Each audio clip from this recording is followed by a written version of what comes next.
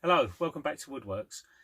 Last week we planed a piece of wood down from rough stock to a finished planed all round section. I've separated that down into two pieces and we're going to use that this week to make a cross halving joint. So cross halving joints are the separation of the two pieces of wood split exactly halfway across, crossing themselves. You can use them in any configuration, whether it's on the end of a piece of timber or halfway along. You can angle the corners. There's plenty of variations on the basic cross halving joint. So we're going to do today a basic cross halving. So these are our two pieces that we cut from the one section we squared up last time. And I've just pulled out these two smaller pieces just to show it doesn't matter what the width of the timber is. The thickness might make a little bit of difference, so it's better to keep them both the same, but if not, you've got to adjust the depth of your cut depending on the thickness of your timbers. We're going to stick with things that are pretty uniform in thickness just to make it easier. So these are the two we used on the last session, and I'm going to use these now to cut the joint. So I'm going to discard those two for a moment and we're going to work with these. So the first thing we need to do is determine the centre of the wood. I've pre-marked a line on there, but what we need to do, obviously, measure the width of it. Now this is 40mm wide, so you want a centre line of 20mm. So we mark that, we just put a little line down it or a little pot mark with a pin, and then we set up a marking gauge. And what we're aiming to do with a marking gauge is get that the centre of this pin absolutely dead centre of the wood. So we've got a little centre pot mark there. We go drop the pin in it, slide that up, and we'll set that. Actually, I'm going to do that from the other side, it'll be easier. Drop the pin in, tighten up the marking gauge, and once you've got the marking gauge set and tight, that must not be moved, because that is going to be what is going to be marking our centre line on both sides of the timber on both pieces. So we're going to again reference off of our face side face edge, and I'm just going to run a line down there on that side. I'm going to rotate it, and again off the same, we're going to run our line down. Now I'm not going to be too fussy at the moment about the length of this. It is only a scrap piece of wood, but if you was actually working on running that centre line in, the process would be to actually mark out where your joint is going to start. So mark across the timber, but do not measure the width and then transfer the measurement. We would then line that up on our line, just inside our line,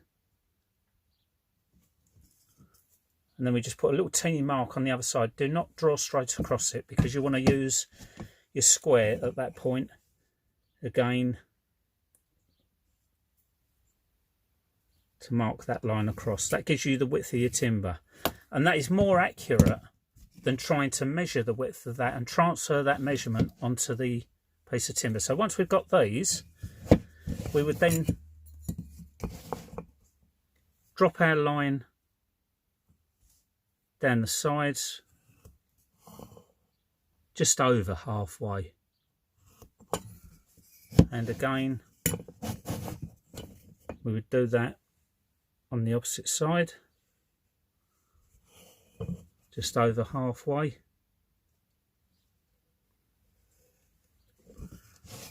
And it's at that point then that we would use the marking gauge to mark from one line across to the other. Just a couple of scores across it on both sides, making sure that you're coming off that true face.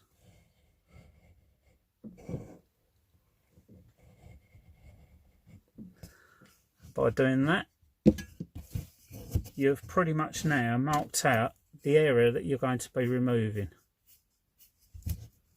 So that is the area we're going to remove. So we mark that so there's no confusion. And again, with this piece, we're going to do pretty much the same. So we're going to determine where our start line is going to be, which is, for argument's sake, going to be about there. Again, we line that up just on that line, and we're literally right on that line. And we put a little mark on this side, and again we would mark that in, dropping those lines into place, as you can see there. And again on the opposite side. Although we've already done it, we would then again mark between those two lines on both sides to give us our half joint. Now those two are marked. As you can see, we've got the areas we're taking out.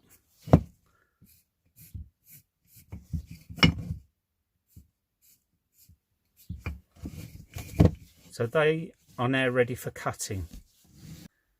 So you'll recall a couple of weeks ago we made a bench hook.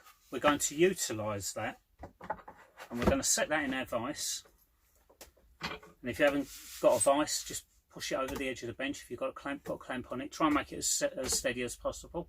We're going to use that for making the cuts on our joint. Okay, so as before we actually start to put the saw cut in, what we're going to do is mark out with our marking knife the layout lines, and we're going to cut a knife wall into them just to make it a lot cleaner finish. So we're going to cut those in nice and deep.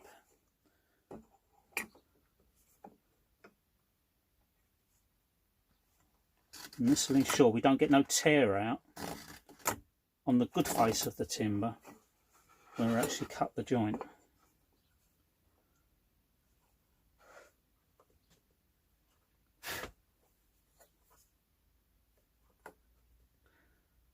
So we just mark down to our centre line.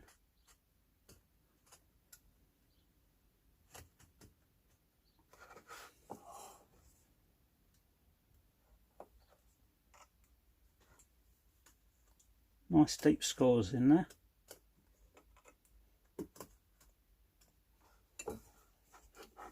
And we'll turn it over, and we're going to do the same on the other side. We're just going to pick up our line.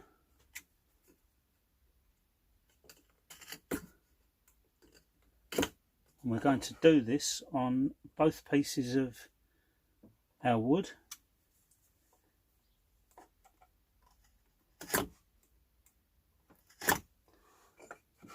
And then we're going to take the chisel, we're just going to hold it firmly, and a very sharp chisel. We're just going to take a little nick out of it to make our knife wall. Good firm push in there. We flick that out. Any little stray pieces behind it, just run along that and they'll take them out. And we do that on the sides as well, just down to our line. And if you're using a wide enough chisel, you should be able to get that quite easily in one hit. And we turn that round. Now, as you can see, we want the angled face on the inside, not the outside of the joint.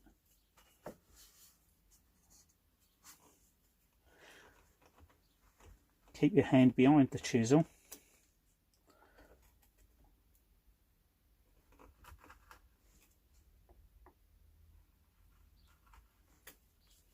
And again, run your knife down there, that will take out those loose fibres, just following the original knife line that you put in.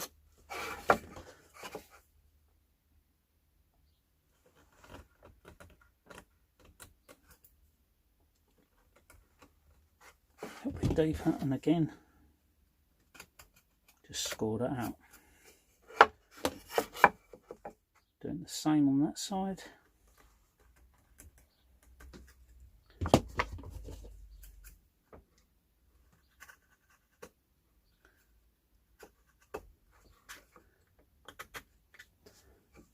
And if you feel that this line that you scored with your marking gauge isn't quite deep enough, you can just very carefully just insert your knife into that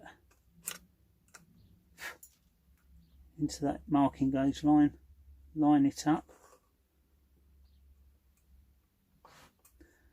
Just put another little score line down there. And that'll give you a line to work to. You can alternatively just run your pencil down the line just so that you make it more prominent, that you can see where you're cutting down to.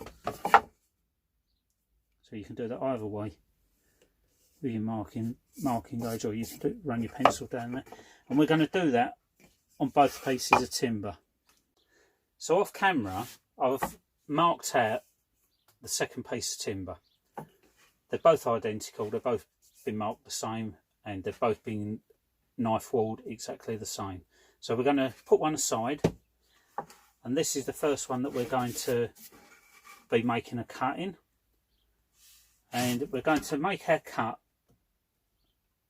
down that line, but we're not going to cut all the way down to the base. We're going to come just above the base and we're going to stop.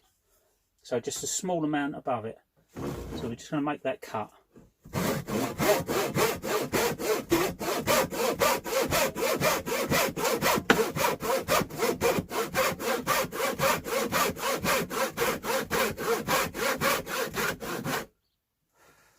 We're going to check that we're not going down too close to the line on both sides. Because we want to be just above that. And we are about a millimetre above that. We're going to do exactly the same on this side.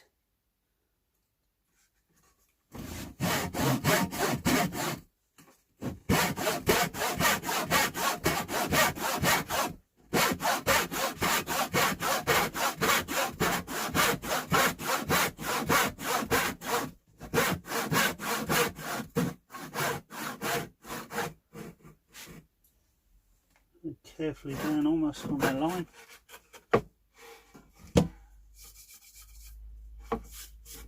So there are our first two cuts.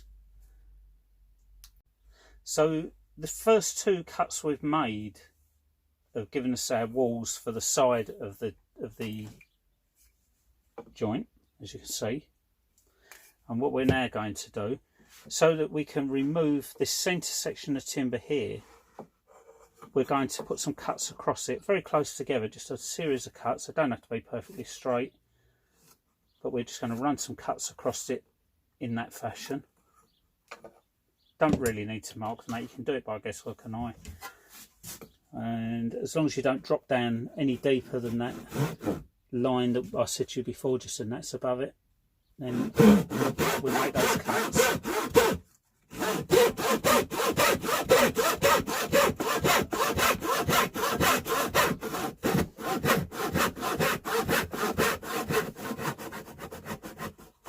When we make those cuts, we check on both sides that we've not touched the line or we're deep enough near the line.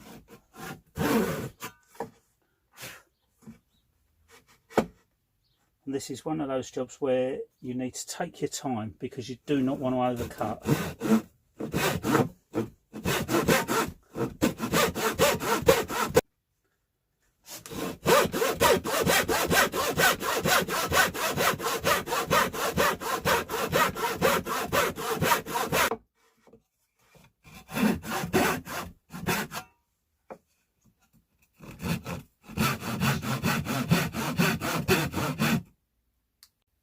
As you can see, the saw cuts that we made just now, we've actually extended those down and they're just slightly above your separation line, your halfway line. So they're sitting just above that. So when we actually clean down to that line, we'll have a nice smooth clean finish.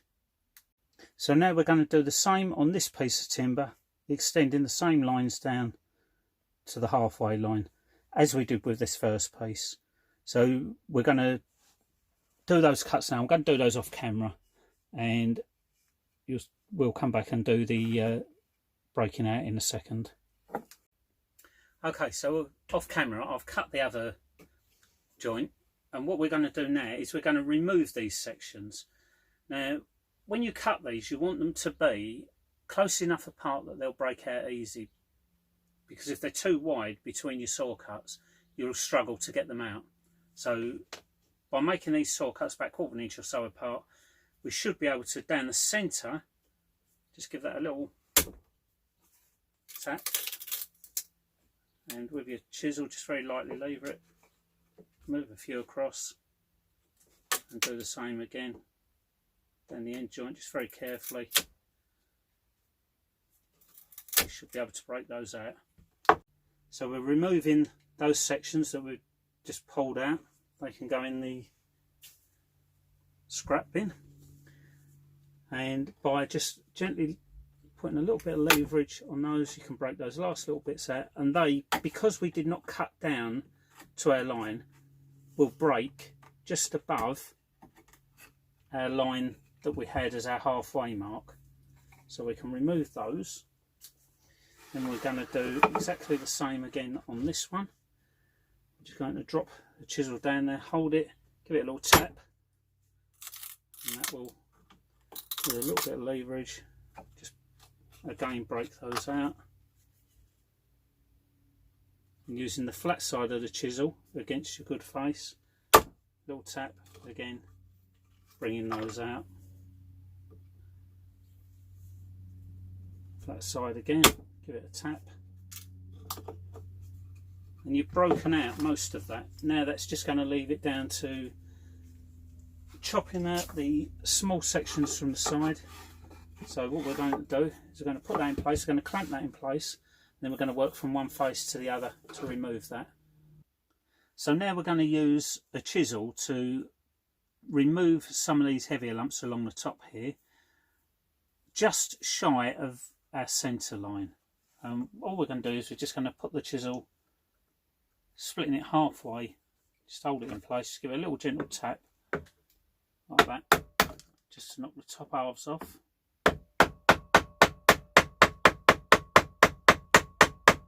That one's a little bit harder, there's a knot in it, so we've got to be a little bit careful. We'll just gently move down those and take them off in small sections.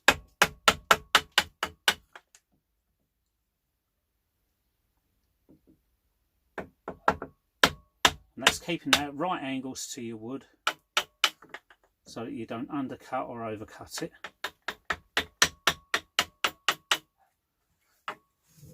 And then, now we're almost down to this line, we're going to turn it over and we're going to work from the other side. Okay, so now we've cut along this side, we've separated down to our line, we've taken most of the rough out, and we're just going to work that back now and just get that level by keeping the chisel absolutely parallel to this face, and we're just going to very gently just scrape across it, just shear it across until we get it almost level from one side.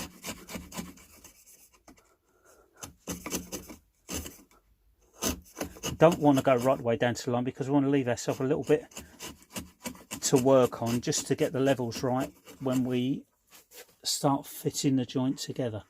So all we're doing at the moment is we're just taking the worst off, levelling it as best we can down to that line. So keeping it flat, we take the worst off. Once we've removed that, we'll turn it round and we'll do exactly the same from the other side, working from the line on this side. Okay. So we're working from this line, again just above it, keeping parallel again and working towards that other side. just removing the rough.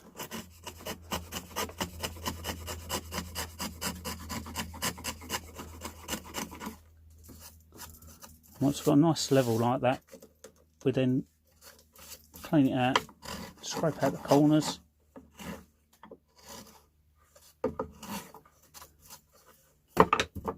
And then we do the other piece exactly the same, so we'll swap those over. We'll do exactly the same again with the other piece. And we'll remove the saw lines out of that and take that back. Once we get down to the bottom of those saw lines, we know we're pretty much level all the way across.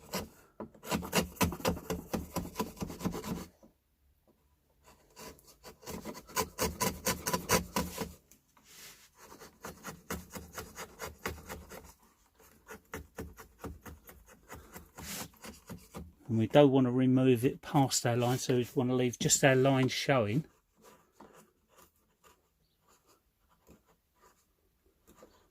Little shear cuts.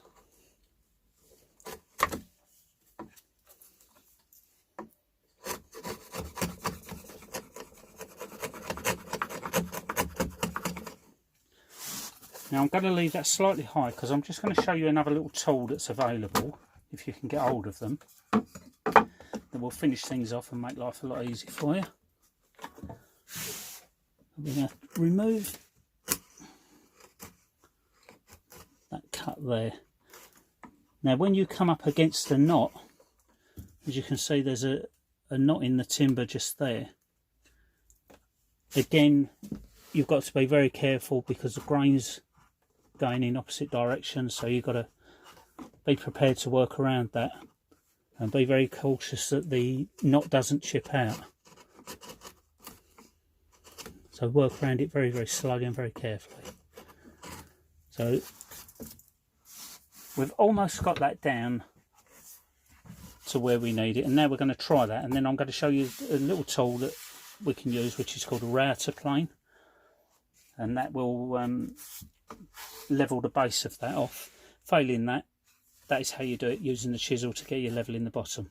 And the more you use the chisel flat, you'll gradually pick up a level on it, and you'll bring that down to where you need it anyway. So as you've guessed, there are other tools available that you can use to do this job. One of them is a router plane, which is this little piece of kit, which, although is quite expensive, is available, and if you can pick one up, it's worth picking up. Another little tool is just something like that, a small shoulder plane. Exactly the same sort of thing. It'll level the bottom of a shoulder, a rebate. It's a useful little tool. So that is worth having. A very small bullnose shoulder plane. Really helpful. Okay, so with the router plane, you set the depth of your cutter from this face to the depth from your top face down to the bottom, and then once that's in there, you just work that very gently across that channel just to level it, keeping it pushed firmly down. And you just work across it, pushing in from the outer edge to get that clean cut, and then turn it round, and when you're coming in from the far side, you work that coming towards the centre. So you work towards the centre with it, and that'll take off a very small shaving, and that's as far as we want to go with that. So we've used the router plane on this one. I'm going to swap it over for the other piece, and I'm going to do that with the shoulder plane. So we'll just swap those over.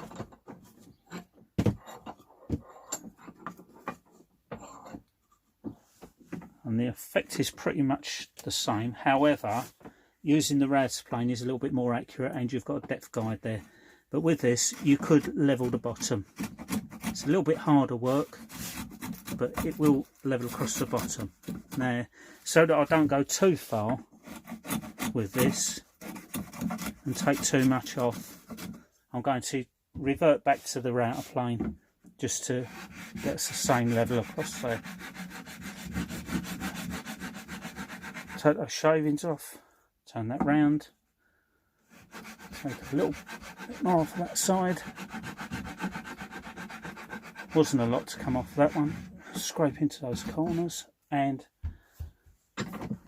that is where we now have our equal halves. So now we go for a test fit, and basically pushing those one inside the other, give them a little firm push, working them together, and you can then see that the gap that we have in there, I'll just put a line across that. You see the distance we've got there, we've got half that. So we'll separate those, and again, you can do it one of either of the methods of the chisel or the router plane. You can drop those down, just bring it down slightly, take that base out of it again. Let's get that set in there, that's better. So we'll adjust the router plane down just a little teeny shade, and then we'll give it another cut. We'll do the same again, just very small cuts at a time. I just want to take small amounts out.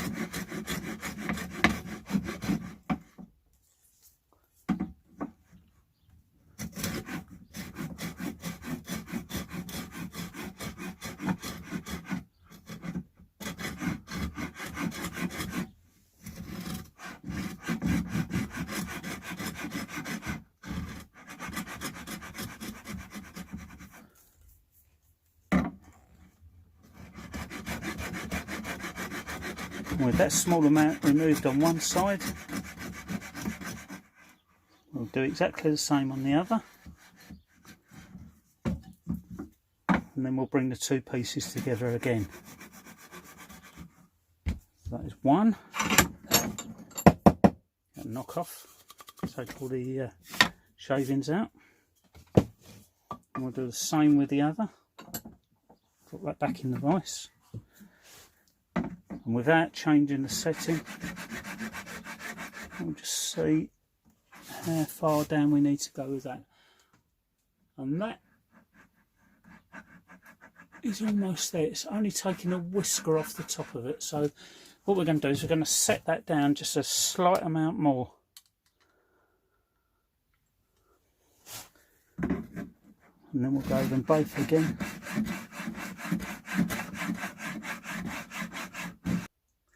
So with the joint fully routed and levelled, we now try it together, and as you can see, we've got a perfect fit.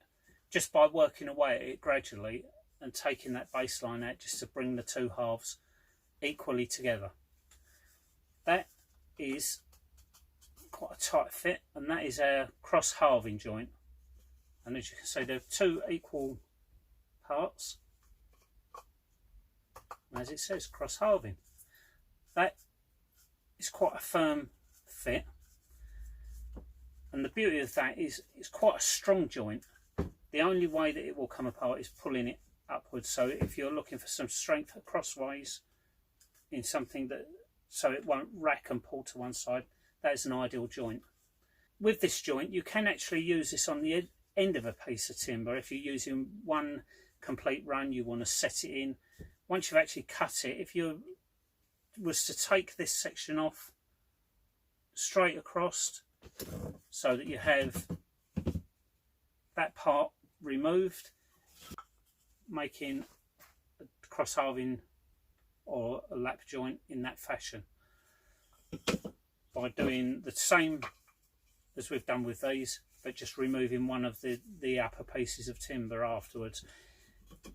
I would suggest, if you are going to cut that towards the end of a piece of timber, you do it using one of the stubs on the end, especially if you're using a router plane. If you're going to use a chisel, then it isn't going to matter, but having that extra side on it will help and hold the router planes actually level. So that is one option. Again, the other option with these is that you can finish these by putting a 45-degree across on both sides. You can then make a corner joint. like an angled corner joint, so you could cut one side one way and leave that section in. So you can vary your cuts on these to get that corner joint as well. So you can use them on corners and mitre them. You can keep them square as they are, so they're working into a corner, and you can use a T-joint section with it. So there's variations on that joint. So just by altering your cuts, you've got the basis there using the cross halving of making various joints. So we've achieved our cross halving joint this week. Go and give it a practice, see how you get on with it. If you need any more information, just drop a comment in the box and I'll answer it as best as I can for you. If you've liked what you've seen, like, subscribe, and we'll see you again next time when we'll carry on doing a few more modifications to joints or cutting new joints. So we'll see you again soon. Thanks for watching.